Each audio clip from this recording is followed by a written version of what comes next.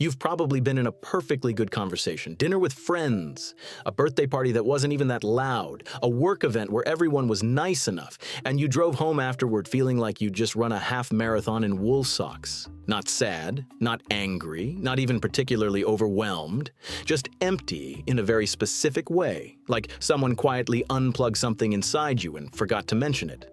And here's the part that confuses people, including you maybe.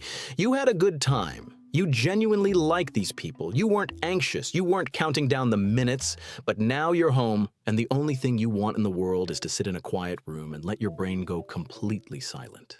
If that sounds familiar, it doesn't mean you're antisocial or bad at socializing. It usually means your brain is processing far more information during interactions than most people realize. And once you understand what's actually happening, a lot of things that never quite made sense start to click into place.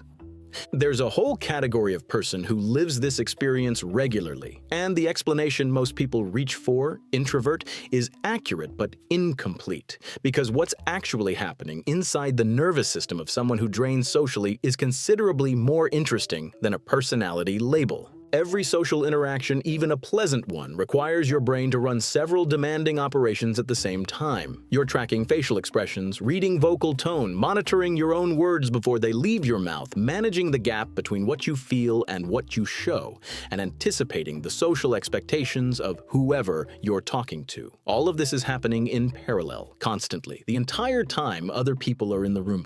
For most people, this processing happens somewhat in the background. It's work, but it doesn't feel like work. For people who drain socially, this same processing runs closer to the foreground. Not louder, exactly, but more deliberate, more thorough, and it costs more. Researchers who study how people process sensory and social information have found that a meaningful subset of the population, somewhere around 15 to 20%, processes social environments more deeply and more completely than average. Not better, not worse, just more. This isn't a disorder, it's not something broken, it's a nervous system setting, and like any setting, it has trade-offs. The upside is a kind of attentiveness that most people don't have access to. The downside is that your battery drains faster in exactly the situations where other people seem to be charging theirs. There's a distinction that almost never gets made clearly, and it matters enormously for people who experience this. Social exhaustion and social anxiety are not the same thing. Treating them like they are causes a specific kind of quiet confusion for people who experience the first without the second. Social anxiety is fear-based. It's a dread of judgment, a worry about how you're being perceived, a protective tension that shows up before or during social interaction. Something bad might happen. You might say the wrong thing. People might not like what they find. Social exhaustion doesn't feel like that. You're not scared. You're not braced. You're engaged, present, maybe even genuinely enjoying yourself. But the engagement itself is metabolically expensive in a way that eventually calls in its debt. Think of it this way. Someone with social anxiety is driving through a neighborhood they think might be dangerous. Hands tight on the wheel, checking the mirrors. Someone who drains socially is driving on a perfectly fine highway, enjoying the view, but at some point, the gas gauge hits empty. Different mechanisms, different experiences, often confused for the same thing because the outcome looks similar from the outside. Both people want to go home. The reasons have almost nothing to do with each other. This matters because a lot of people who drain socially spend years trying to fix their anxiety when there isn't much anxiety to fix. They think the tiredness is fear they haven't resolved yet. They try to push through it, thinking confidence will eventually eliminate the cost. It won't, because the cost isn't coming from fear. It's coming from depth of processing. And that doesn't get cured, it gets understood. One of the more underappreciated dimensions of this is what happens to your working memory during a social interaction. When you're talking to someone, your brain is holding a remarkable amount at once. The thread of the conversation, the subtext running under it, your awareness of how you're coming across, whether the other person seems comfortable, whether something you said landed the way you intended, the emotional register of the room, which shifts subtly every few minutes and needs constant recalibration. For people who drain socially, this load is higher because their attunement is higher. They're picking up more signal. They notice the slight pause before someone answered, the almost imperceptible change in tone, the way someone glanced away at a particular moment. This isn't paranoia. It's perception. Very accurate, very involuntary perception. And every additional piece of signal you pick up has to be processed and integrated and, in most cases, responded to, or deliberately not responded to, which is its own form of work. You're essentially running a more complex social computation than the people around you. And complex computations require more processing power. After hours of that, you're not depleted because you don't like people. You're depleted because you've been working harder than almost anyone in the room realized, including you.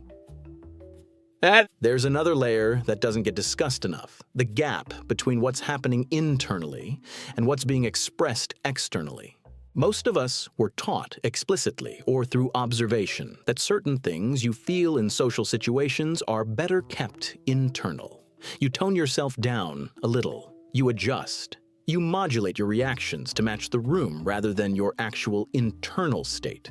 Studies on this consistently show it's one of the most cognitively and emotionally draining things a person can do over a sustained period.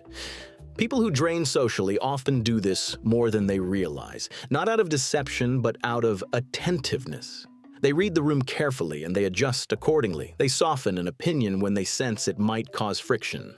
They perform enthusiasm they partially feel, but mostly construct. They manage the emotional temperature of the interaction, sometimes without anyone asking them to, sometimes without anyone even noticing. And then they get home and feel wrung out in a way they can't always articulate because the performance was so seamless that even they didn't fully register it as performance.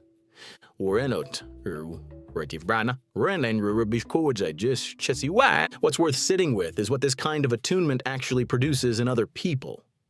There's a reason certain individuals have a reputation for being easy to talk to, for making others feel genuinely heard, for conversations that go somewhere real. That reputation doesn't come from nowhere.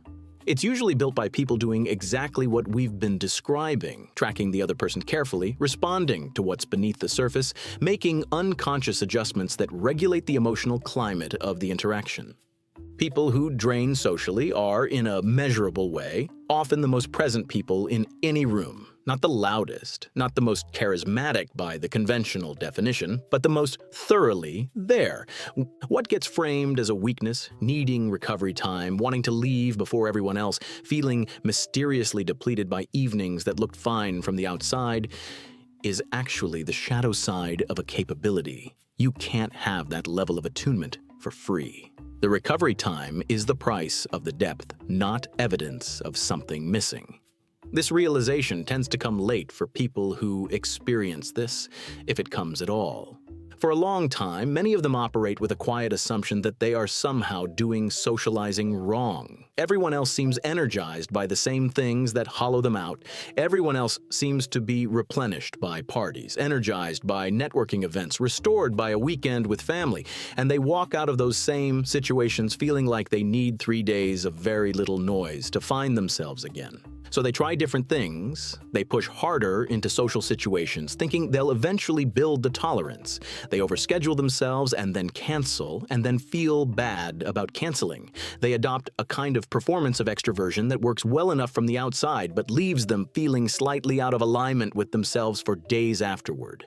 They wonder if something is wrong with them, or if they're just not trying hard enough. None of that is the problem. The wiring is not broken, it just has specific requirements that aren't always acknowledged. One of the most stabilizing things someone in this category can do is stop measuring their social experience against other people's and start measuring it against their own baseline. The question isn't whether you can handle more interaction.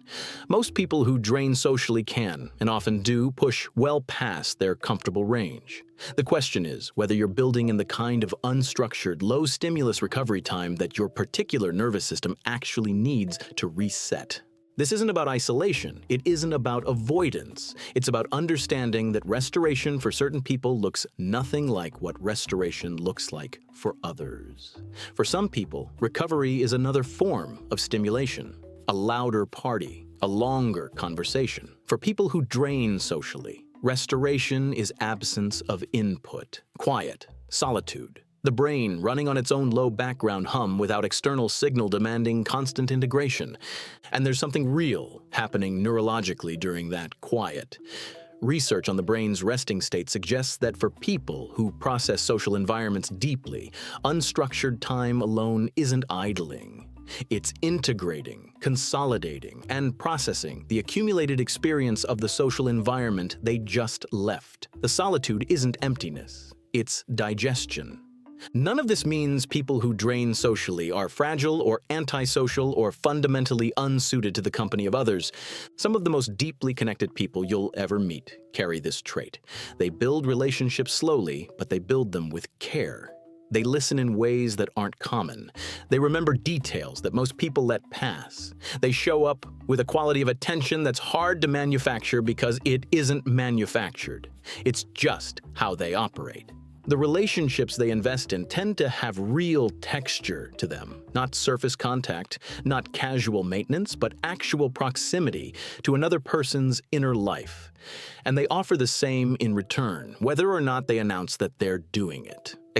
If any of this has landed somewhere familiar, it's worth sitting with the specific version of it that's yours. Maybe you've spent years quietly apologizing for needing to leave early. Maybe you've agreed to things you knew would cost you more than you wanted to pay, because saying no felt harder to explain than just going.